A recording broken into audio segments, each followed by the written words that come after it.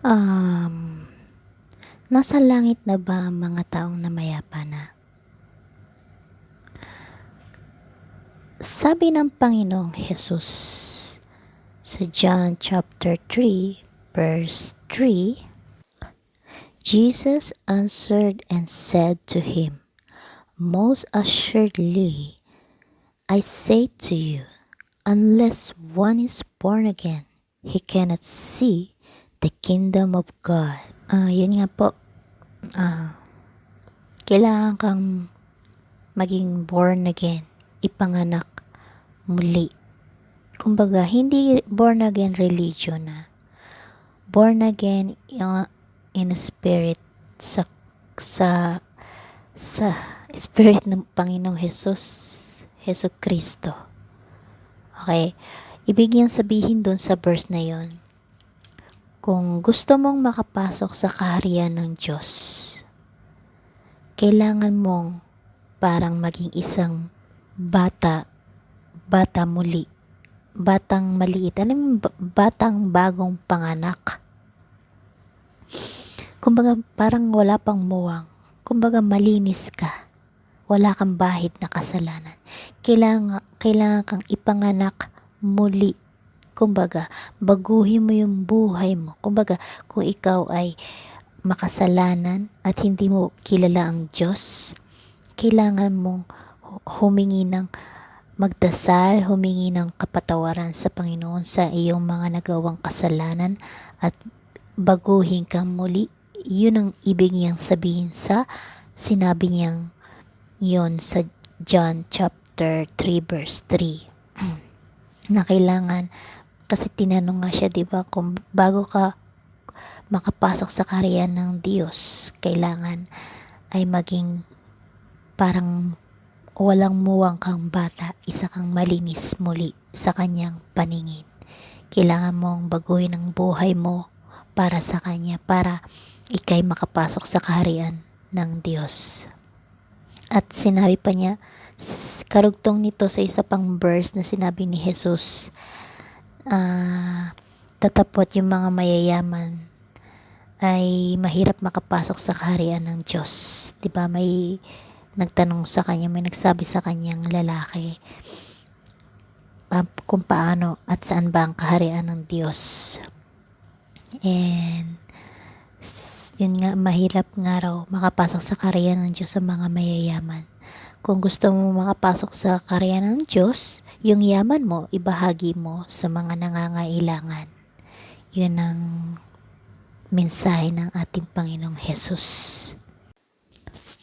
Then Jesus said to his disciples, "Assuredly, I say to you that it is hard for a rich man to enter the kingdom of heaven. And again, I say to you, it is easier for a camel to go through the eye of a needle than for a rich man to enter the kingdom of God." Okay? At saka, hindi lahat ng namayapa ay nasa heaven na. Akala nila nasa heaven, sila ay natutulog pa. Nasa grave pa sila, nasa sementeryo, 'di ba, natutulog. 'Di ba minsan pag nakakita tayo ng patay, sinasabi natin parang natutulog, 'di ba? So natutulog pa sila. Katulad ng ginawa ni Jesus kay Lazarus, nung si Lazarus ay namatay at siya ay muling binuhay ng Panginoon dahil nahabag ang Panginoong Jesus, kaya binuhay niya si Lazarus mula sa pagkakatulog. Sabi ni Jesus, pupuntahan niya si Lazarus dahil yun nga, natutulog. Pero sabi, at yun nga po,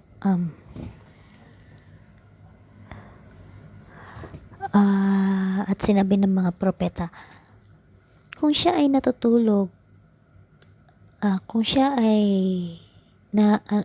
kung siya ay natutulog, siya ay walang sakit, pero siya ay patay. Yun ang sabi ng propeta ng Panginoon. Tapos sabi ng Panginoon, siya ay patay. Sabi yung ganon. Natutulog siya pero siya ay patay. Alam mo ibig sabihin ng sinasabi ng Panginoong Jesus? Yun nga si Lazarus, nung una sabi niya ay natutulog.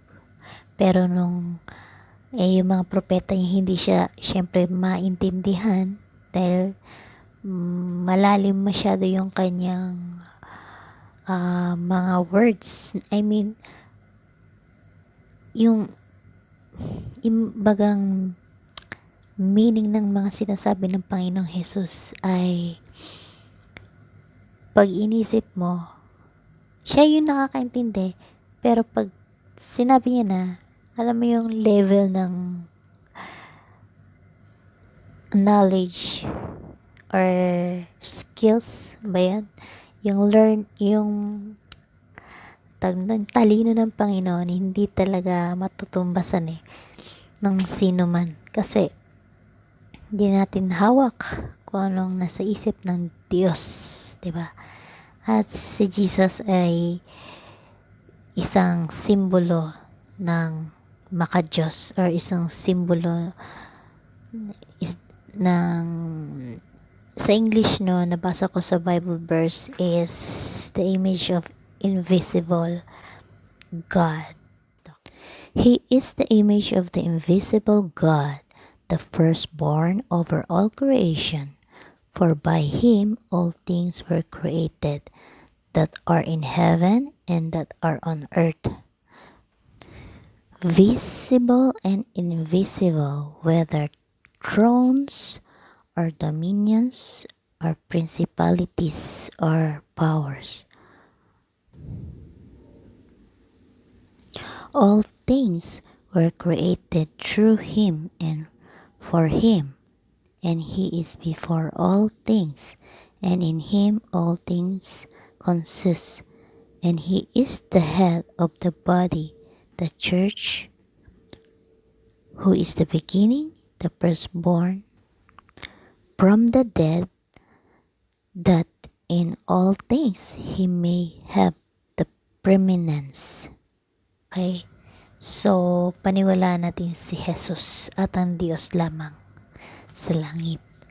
Silang dalawa ay isa. Okay? So, kung naniniwala kayo sa Diyos Ama sa langit, maniwala rin kayo kay Jesus Christ dahil sila ay iisang Diyos. Okay? So, yun nga. And this one more Bible verse nga. At ginising pala ni Jesus si Lazarus mula sa sinasabing pagkakatulog. Pero siya ay dead na nun. Pero binuhay siya ng Panginoon. Praise God. Praise to God. Diba? Siya lang nakakagawa nun. Okay? So, kung may mga taong ibang nagpa-blasphemy kay Jesus, ay hindi yun makatarungan. Then his disciples said, Lord, if he sleeps, he will get well. However, Jesus spoke of his death, but they thought that he was speaking about taking rest in sleep. Then Jesus said to them plainly, Lazarus is dead, and I am glad for your sakes that I was not there, that you may believe. Nevertheless, let us go to him. Sa Panginoon, lalo na kung hindi ka tagasunod ng Diyos. Pero kung ikaw ay biniyayaan siguro tulad ng mga propeta ng Panginoon na kasi nagagawa rin ng propeta ng Diyos na gumawa ng mga miracles dahil binigyan sila ng Holy Spirit ng Panginoon na sila ay pwede magpagaling ng may mga sakit. Yung mga propeta ng mga araw na yun, nandito si Jesus. At yun nga yung mga bilin niya, yung mga salita niya sa kanyang Biblia. Mababasa natin lahat doon. Yung kanyang mga bilin. Okay? Lahat ng payo, lahat ng batas nandoon. And yun nga, sa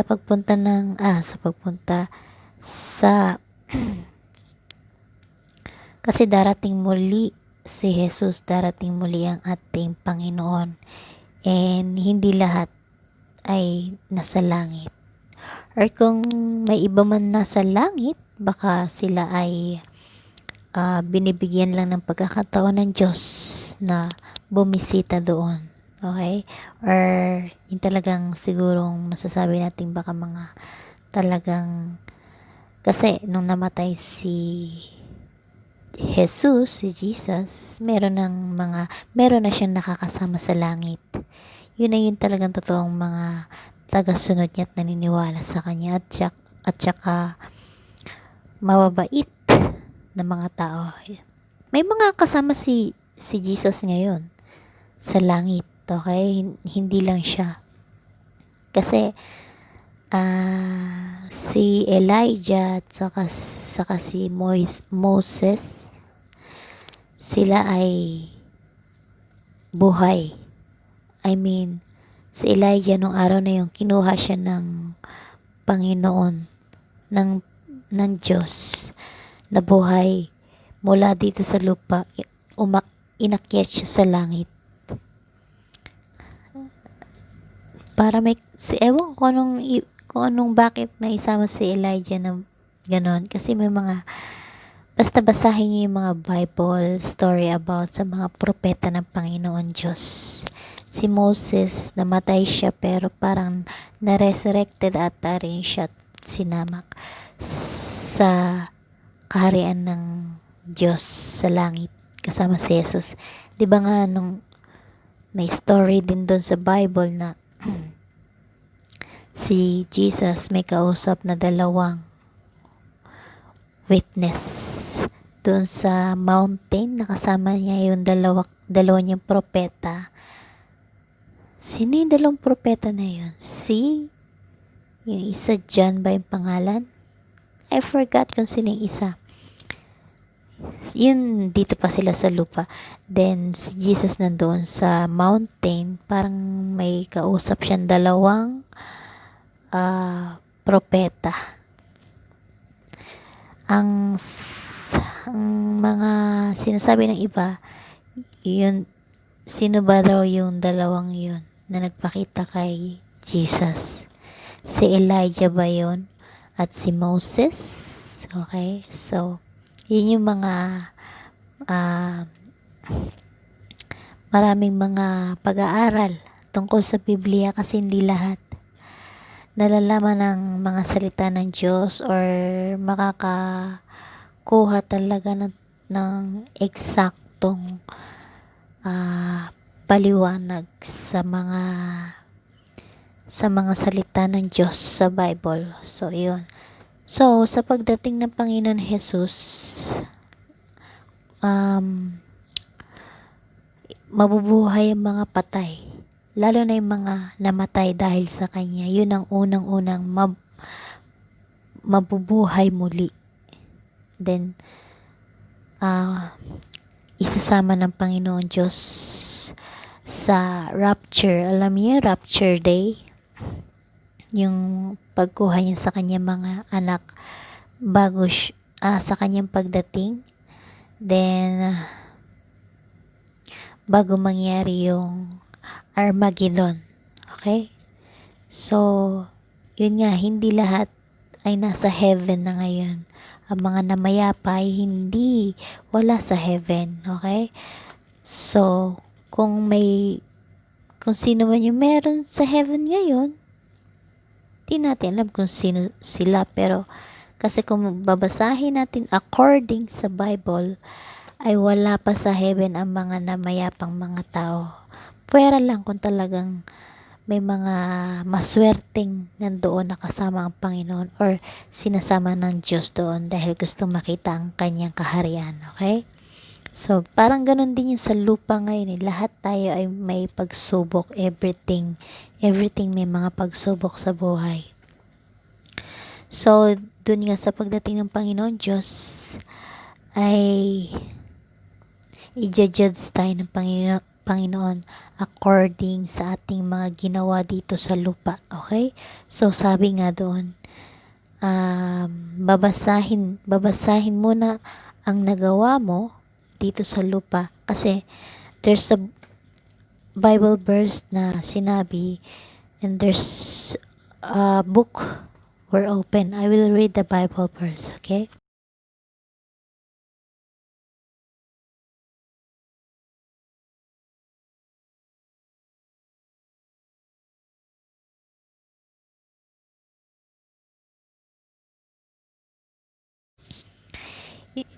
Yun nga, may librong bubuksan at may libro pang bubuksan. Yun yung judgment day of the Lord sa ating lahat. Okay? Kung ikaw ba ay makakapasok sa kaharian ng Diyos o hindi. Okay po? Better to know, para makapasok sa kaharian ng Diyos ay sundin natin ang Panginoon. At yung sinabi ko kanina, na kailangan maging born again, para kang bagong pinanganak muli. Para kang isang walang muwang, dahil wala kang kasalanan, ikaw ay inosente. Yun ang mga makakapasok sa kaharian ng Diyos sa langit. Okay? So, ito muna ang aking lesson for today about kung nasa langit na ba ang mga namayapang mga tao. So, wala pa po. Kasi may judgment day of the Lord. Okay? Huhusgahan tayo ng Panginoon sa ating mga ginagawa dito sa lupa, kung ikaw ba ay mabuti o hindi. Kung ikaw ba ay nagsisi sa iyong mga kasalanan o hindi. So, doon tayo i-judge ng ating Panginoong Diyos. At makikita natin ang Panginoong Jesus. Lalo na sa mga anak at tagasunod ng Panginoong Jesus. Mas makikita nila ang face ni Jesus sa mga araw na yon. So, manalangin po tayong lahat na marami pa tayong mas matulungan tao na mapasa Diyos, mapakay Jesus, para tayo lahat ay ligtas, para makarating tayo sa bagong earth, sa bagong heaven, at sa bagong earth na yon ay panibagong mundo. Okay? Wala nang masasama doon. Lahat ay mabubuti, ni ang mga tiger daw ay magiging maamo. Okay? So, hindi natin alam kung ano yung new earth na yun.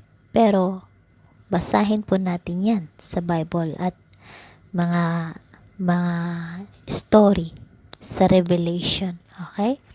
So, God bless. Kung sino man nanonood, God bless you.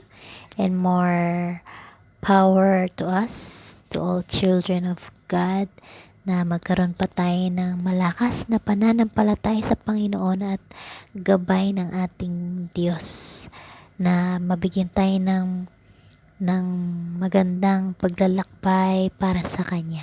Okay? So, manalangin tayo araw-araw para sa Kanya. And thank you, God. Let's pray. Thank you, Lord, for this day, na kahit paano'y nakakapagsalita po ng patungkol sa inyong gospel, para marami pong maligtas, at ito po ang inyong mithiin na makamit ng Panginoong Hesukristo at ng Diyos sa langit, na maraming maligtas. So, share the gospel, share all over your friends, families, about the return of the Lord Jesus Christ. Okay po? Maging handa, dahil hindi natin alam kung kailan ang kanyang pagparito muli sa mundo para iligtas ang sanlibutan. Okay? God bless. Shalom. Thank you, Lord. Thank you, God. Amen.